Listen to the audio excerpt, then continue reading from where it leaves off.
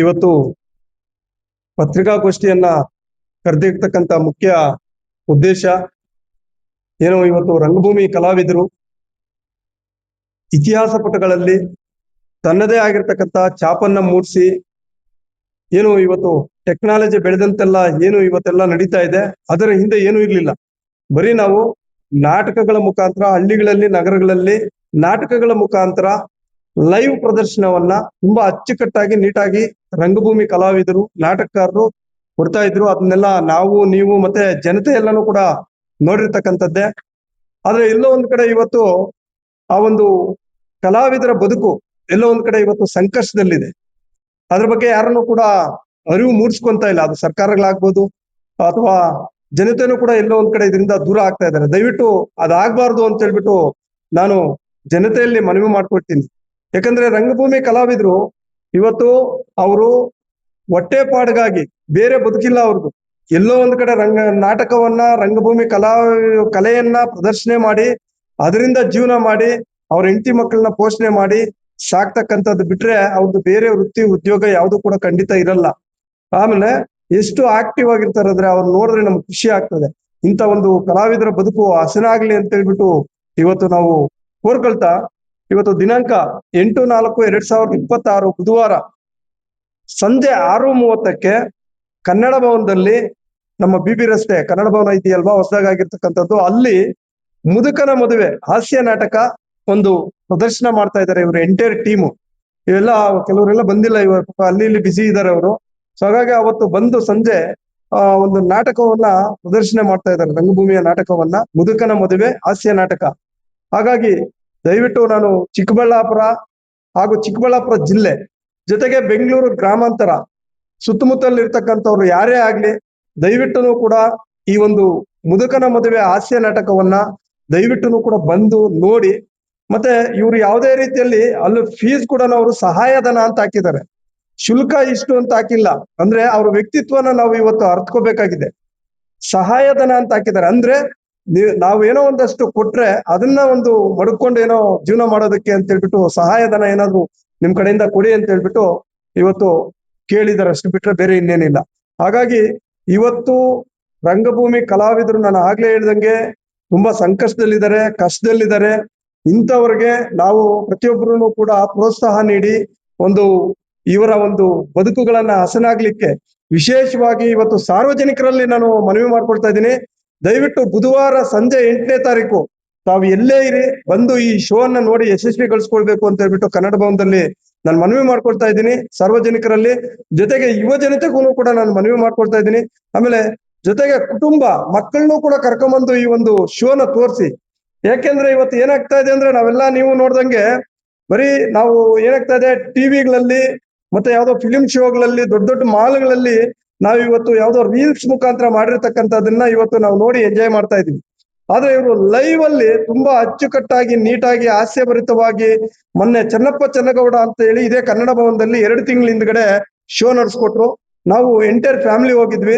ನಿಜವಾಗ್ಲೂ ಕೂಡ film ನೋಡೋದಕ್ಕಾದ್ರೂ bore ಆಗ್ತದೆ. 1 ಅವರ್ 1.5 ಅವರ್ಗೆ 3 ಅವರ್ 3.5 ಅವರ್ ಮೇಲೆ ಒಂದು ಶೋನ ನಡೆಸ್ಕೊಟ್ರು. ನಿಜವಾಗ್ಲೂ ಕೂಡ ನಮ್ಗೆ ಯಾವ ರೀತಿ ಟೈಮು ಆಗೋಯ್ತು, ಇನ್ನು ಆಗ್ಲೇ ಶೋ ಮುಗ್ದೋಯ್ತಾ ಅಂತಕ್ಕಂಥ ಭಾವನೆ ನಮ್ಗೆಲ್ರಿಗೂ ಕೂಡ ಮೂಡ್ತು. ಸುಮಾರು ಜನ ಭಾಗಿಯಾಗಿದ್ರು ಅದು, ಆದ್ರೆ ಅಷ್ಟು ಪಬ್ಲಿಸಿಟಿ ಆಗಿರ್ಲಿಲ್ಲ.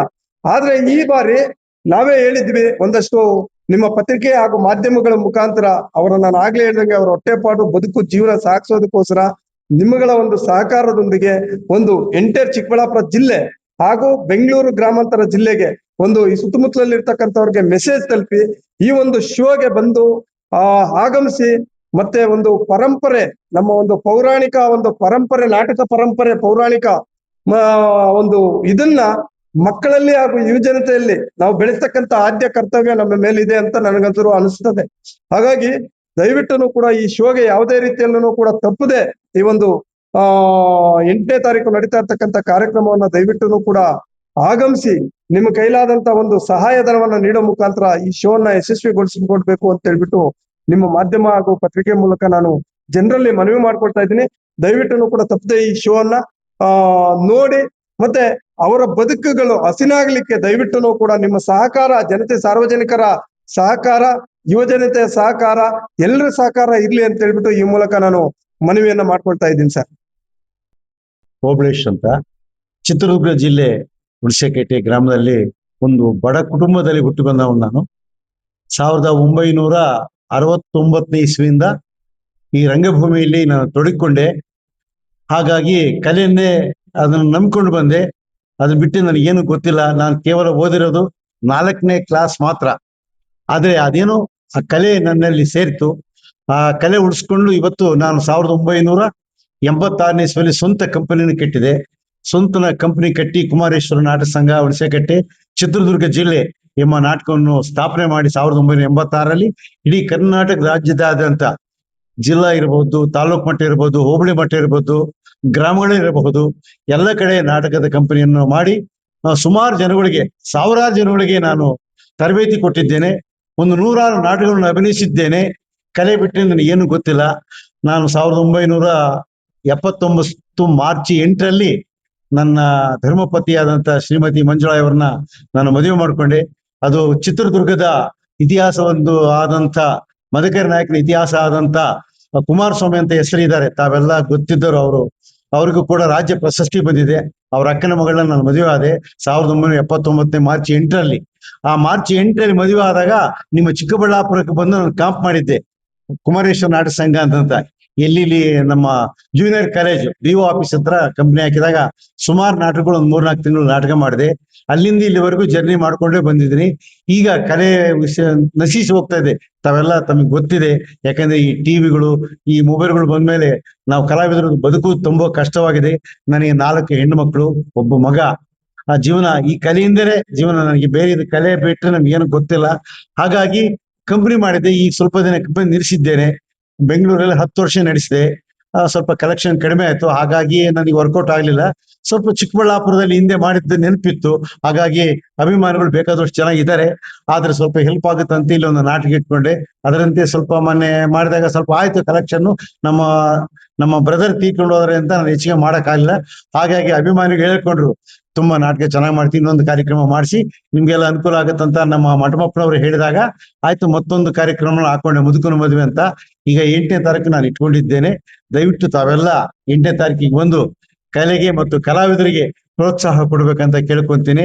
ಏಕೆಂದ್ರೆ ಇದನ್ನೇ ನಂಬಿಕೊಂಡು ಬಂದಿದ್ದೇನೆ. ಇದು ಬಿಟ್ಟು ನಮ್ಗೆ ಏನು ಗೊತ್ತಿಲ್ಲ. ಇವತ್ತು ಹೇಳ್ಬೇಕಂದ್ರೆ ನನಗೆ ಬಾಡಿಗೆ ಮನೆಯಲ್ಲಿ ಬೆಂಗಳೂರಲ್ಲಿ ಜೀವನ ಮಾಡ್ತಿದ್ದೇನೆ. ಬಾಡಿಗೆ ಮನೆ, ಸ್ವಂತ ಮನೆ ಇಲ್ಲ. ಜಮೀನು ಸಮೇತ ಅಷ್ಟಕ್ಕಷ್ಟೇ. ಏಕೆಂದ್ರೆ ನಾವು 8 ಜನ ಅಣ್ಣ ತಮ್ಮಗಳು, ಎಲ್ಲ ಒಂದೊಂದು ಎಕರೆ ಬಂದಿರಬಹುದು ಅಷ್ಟೇನೆ. ಎಲ್ಲ ಬೆದ್ಲು ಆ ಕಡೆ ಚಿತ್ರದುರ್ಗ ಡಿಸ್ಟಿಕ್ ಎಲ್ಲ ನಿಮ್ಗೆಲ್ಲ ಗೊತ್ತಿರುತ್ತೆ. ಹಾಗೆ ಕಲೆಯನ್ನು ನಂಬಿಕೊಂಡು ಬಂದಿದ್ದೇನೆ. ಕನ್ನಡ ರಾಜ್ಯೋತ್ಸವ ಪ್ರಶಸ್ತಿ 2024-25ರಲ್ಲಿ ನನಗೆ ಸರ್ಕಾರ ನನ್ನನ್ನು ಗುರುತಿಸಿ, ನನ್ನ ಕಲೆಯನ್ನು ಗುರುತಿಸಿ ನನಗೆ ಕನ್ನಡ ರಾಜ್ಯೋತ್ಸವ ಪ್ರಶಸ್ತಿ ಸರ್ಕಾರ ಕೊಟ್ಟಿದೆ. ಅವರಿಗೂ ಕೂಡ ನಾನು ಧನ್ಯವಾದ ತಿಳಿಸ್ತಿದ್ದೇನೆ ಸರ್ಕಾರಕ್ಕೆ.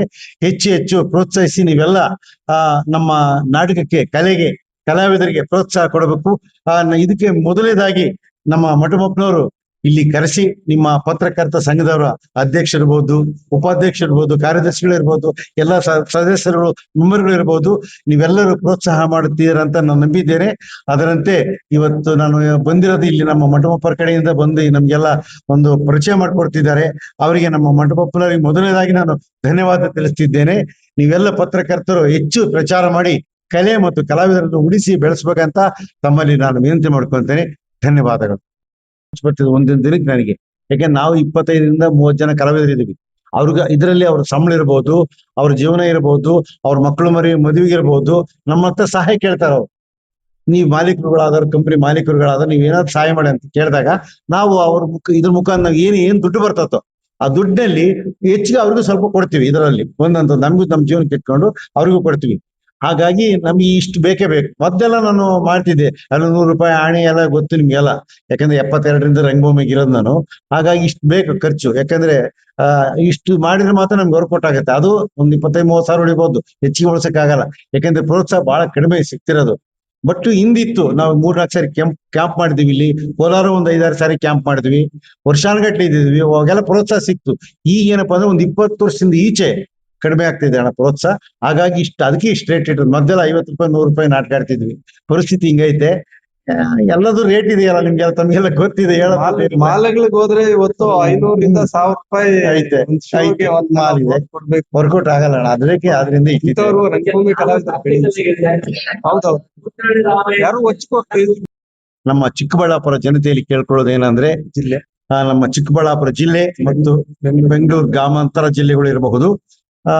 ನಮ್ಮ ಸ್ವಂತ ಅಂದ್ರೆ ನನ್ನ ಸ್ವಂತ ಅಭಿಪ್ರಾಯಗಳು ಹೇಳ್ತಿರೋದು.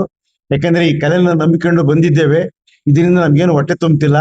ಆ ಸಮೇತ ಕುಟುಂಬ ಸಮೇತ ಬಂದವರು ತಮ್ಮ ಕೈಲಾದ ಸಹಾಯವೇನಾದ್ರೂ ಟಿಕೆಟ್ ಮೂಲಕ ಹೆಚ್ಚಿನ ಒಂದು ಸಹಕಾರ ಕೊಟ್ರೆ ಕಲಾವಿದರು ಖಂಡಿತ ಬದುಕ್ತಾರೆ.